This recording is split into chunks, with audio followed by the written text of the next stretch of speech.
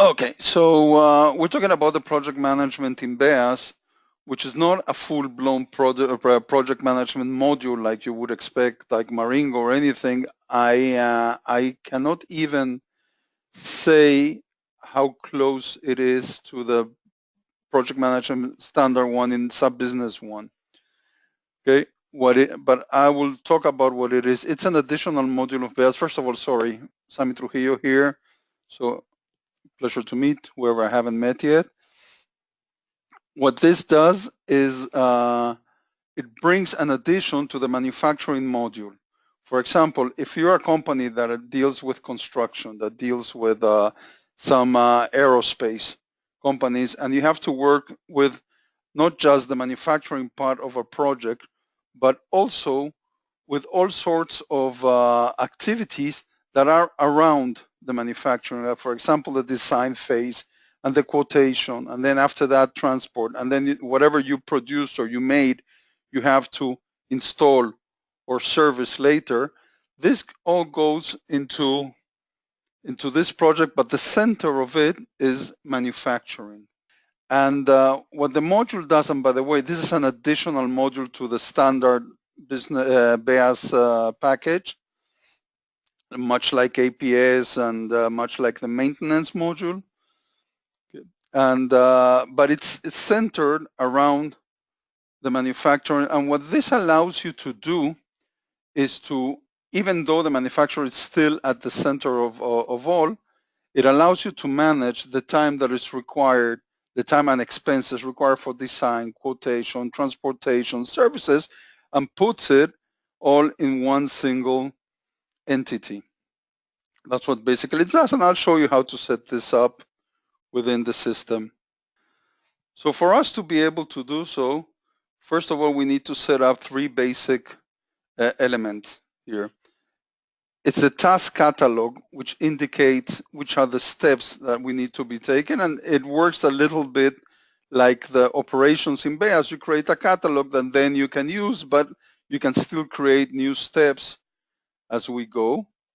Then we have the project template. For example, if I have a standard project, it could include 2 or 3 of these task catalogs. But if you have a building one or an engineering, it could use different ones.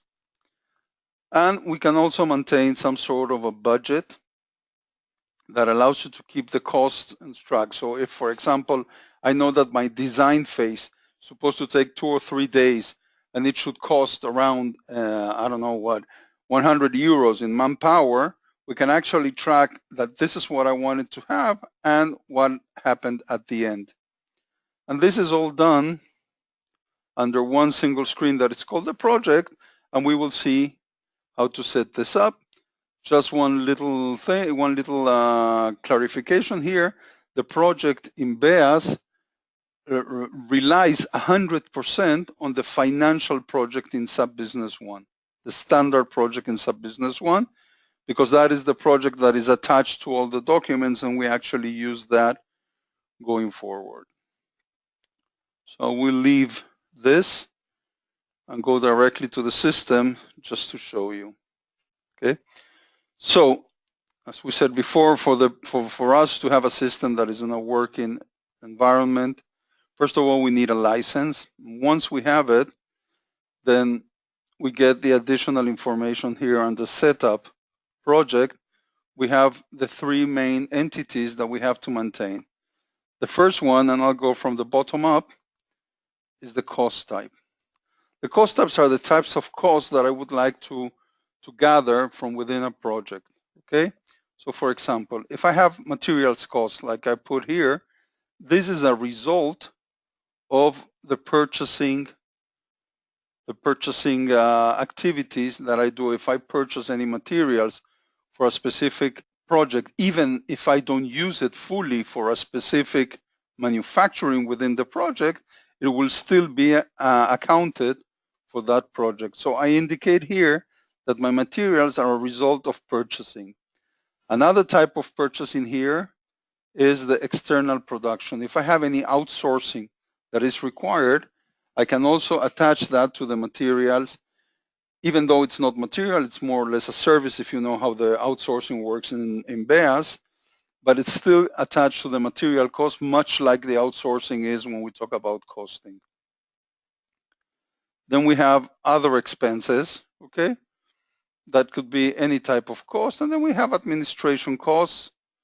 And it is important here, when we talk about this administration cost, to connect it to order times. Order times means that we are going to log time that it takes for this.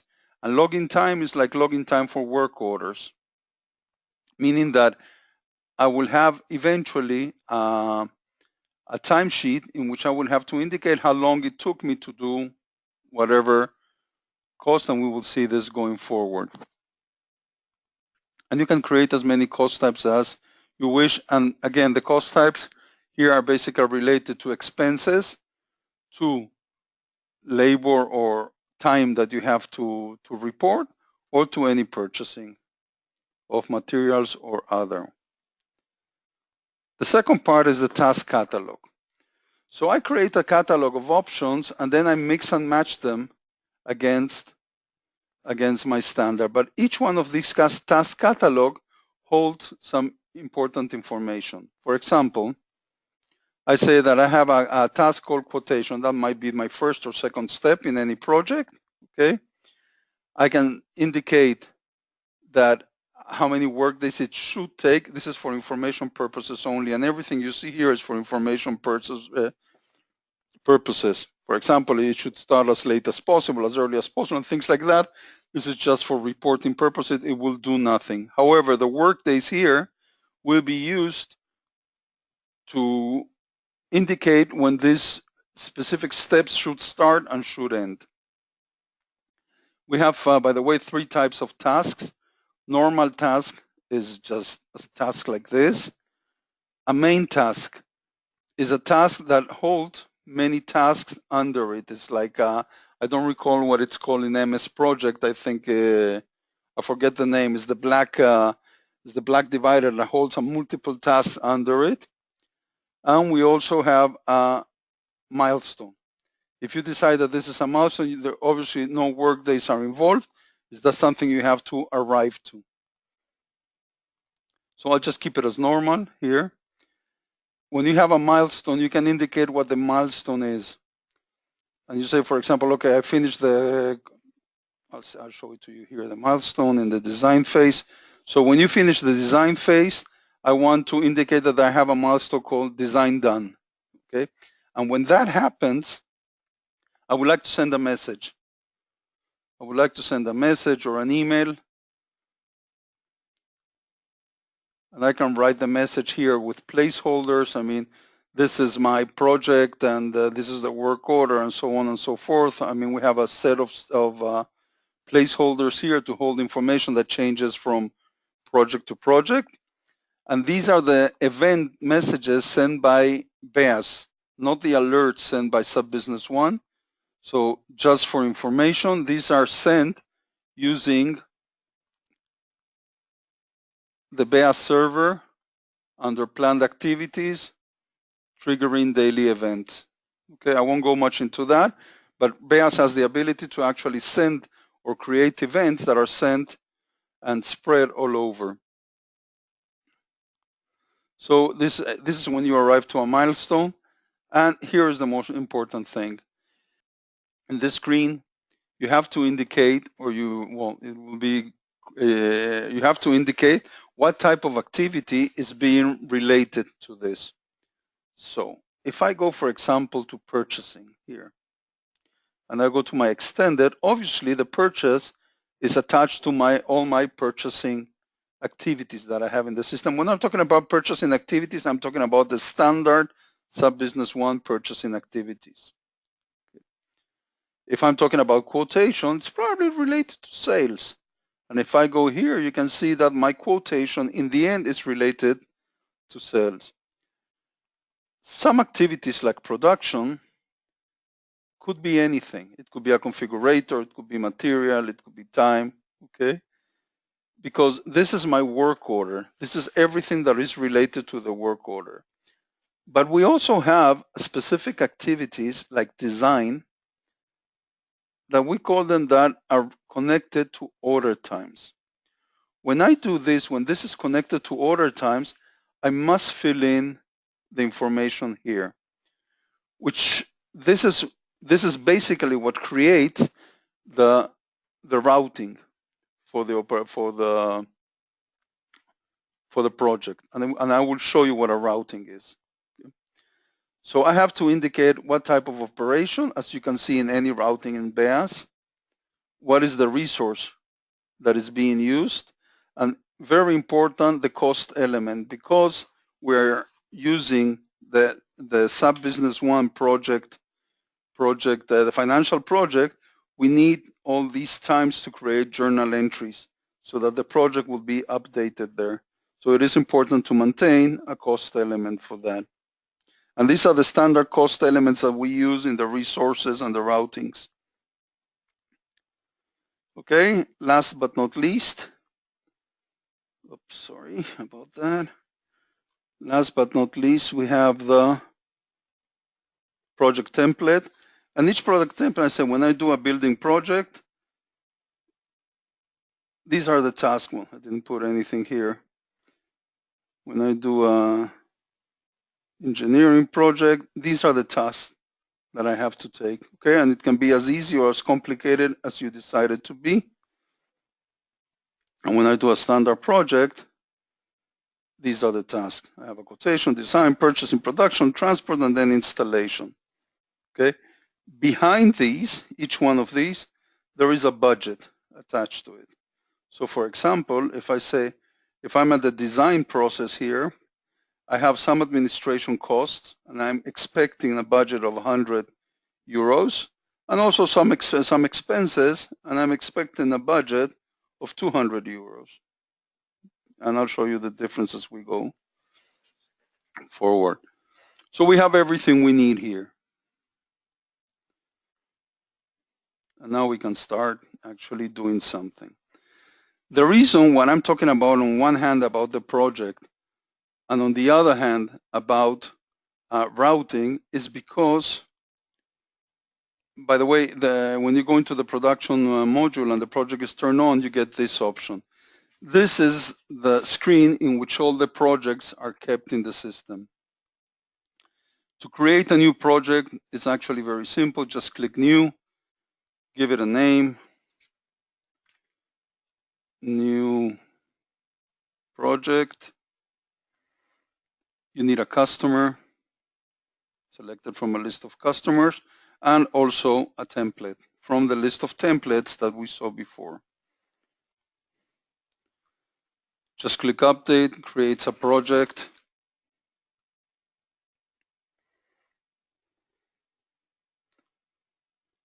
And it's done, give it a name, My New Project. And as you can see here, because I set this up beforehand, it gives me here all the steps I need to take for the project, all the work days that are required. It sums up the costs that I had attached to each one of the tasks and tells me this is my budget for the project.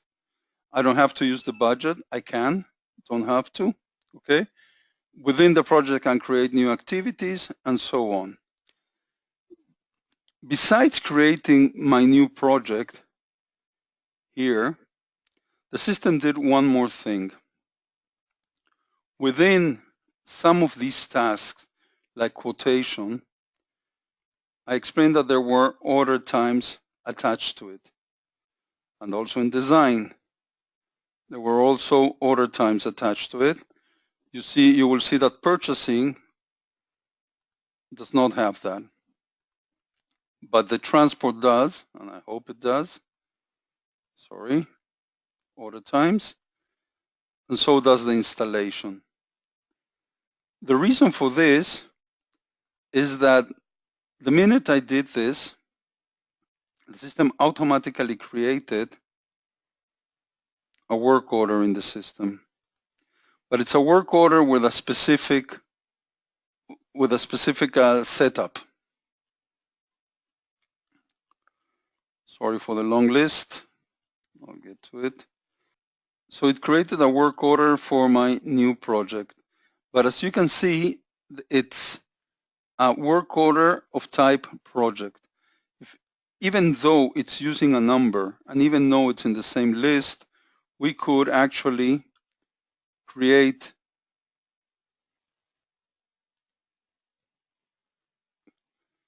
a specific view that will only bring me the work orders that are in the projects.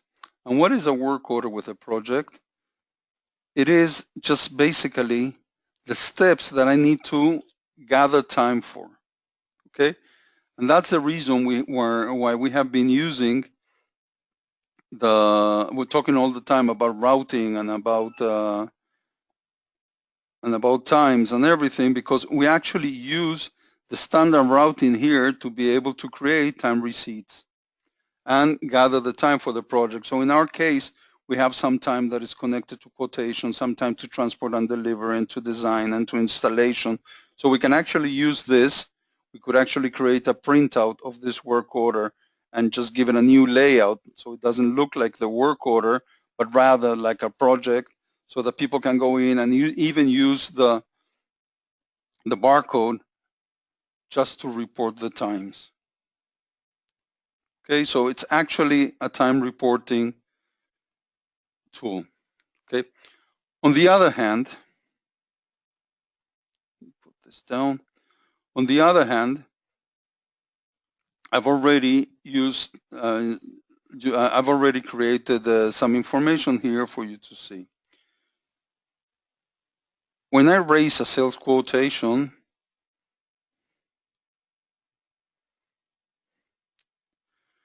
I can indicate that it's connected to my project, and also you will see that one of the options that is available here, not here because I already created a sales order for this one, so I'll just go to the sales order.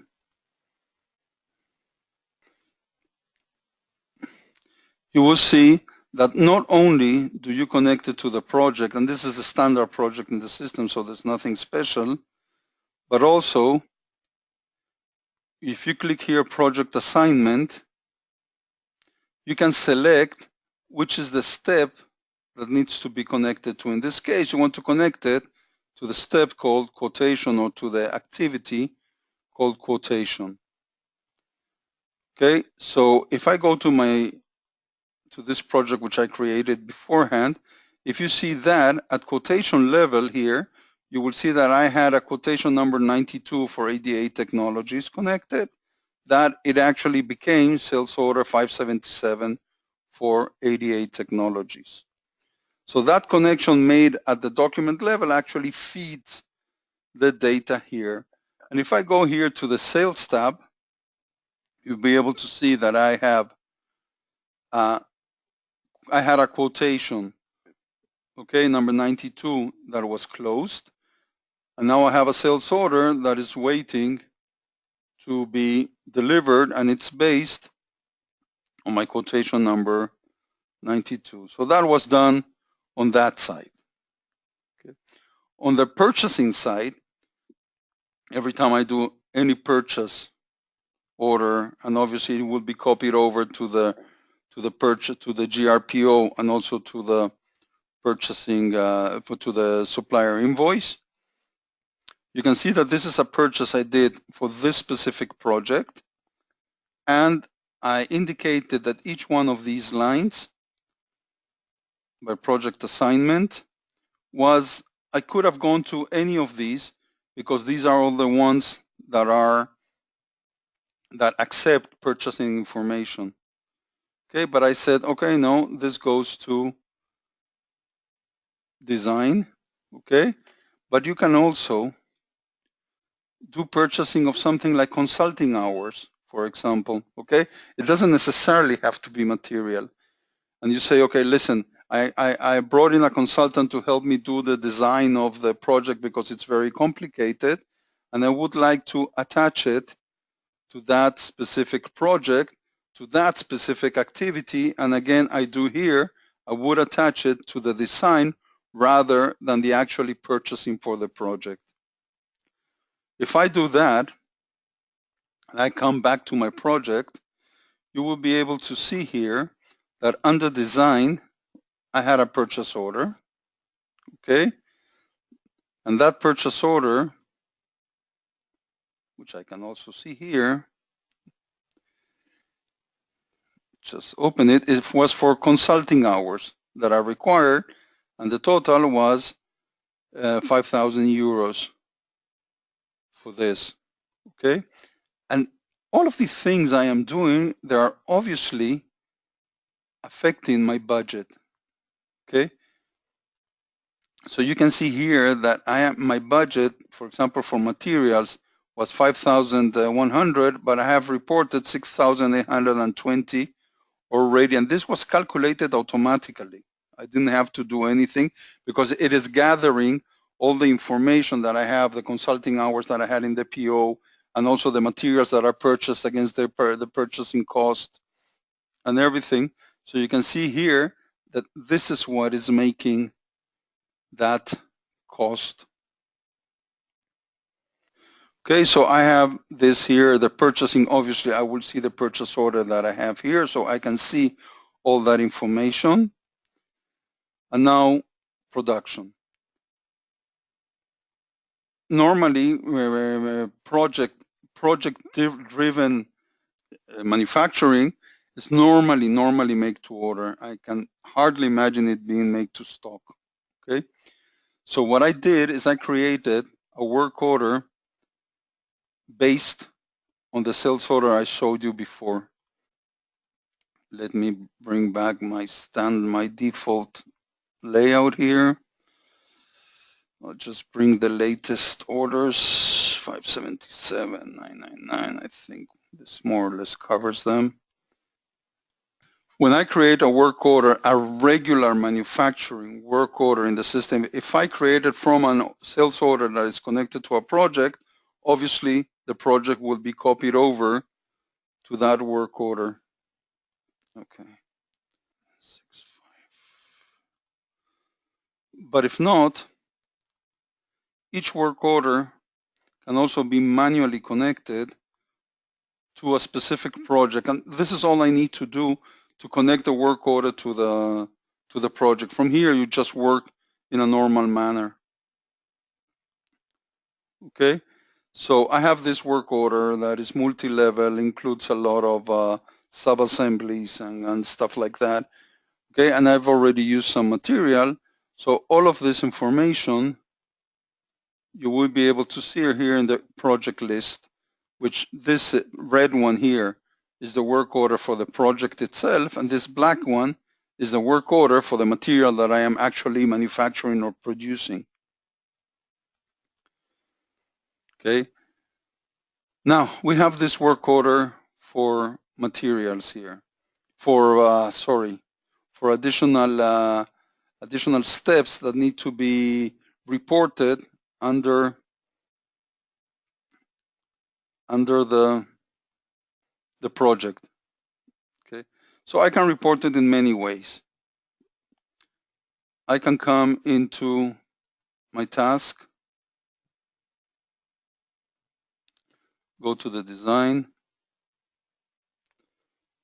and go to time receipts and just create a time receipt here. This is one way to fill in the time. So I can say that for doing this design, I just,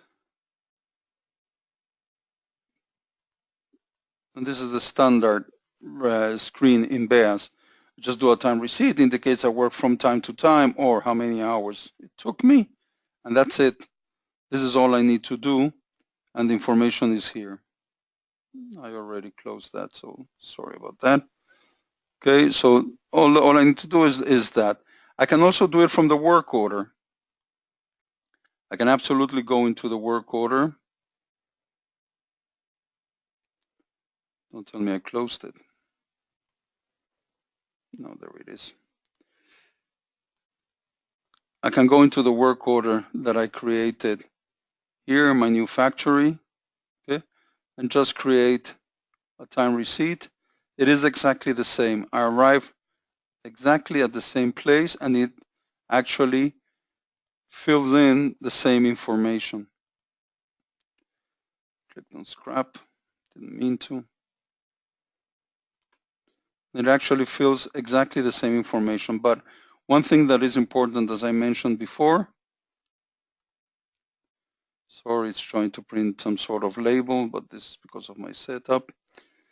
Okay, one thing I mentioned is that because I am using the cost elements, the system is creating time receipts every single time. So now I also have time receipts that are creating journal entries, and these journal entries are connected to the specific project. So if I go back here, and as you can see, I just reported some more time. If I click on calculate, it actually recalculates here the time that was used. Okay, and obviously maintains this against my budget.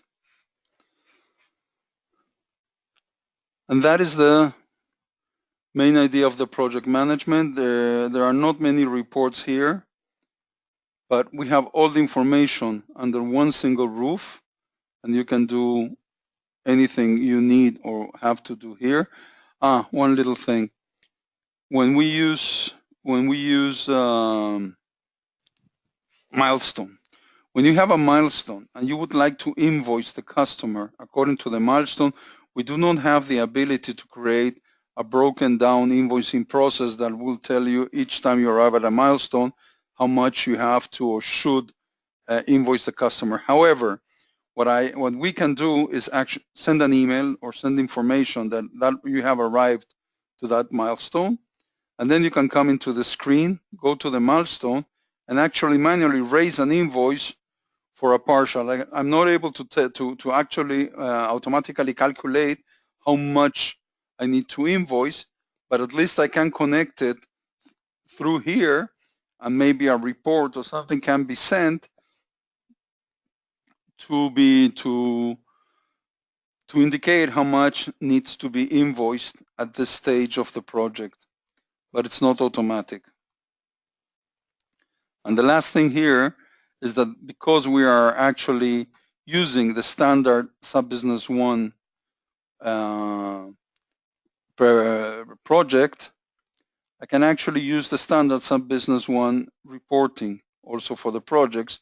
So for example, if I create a transaction report for my specific project,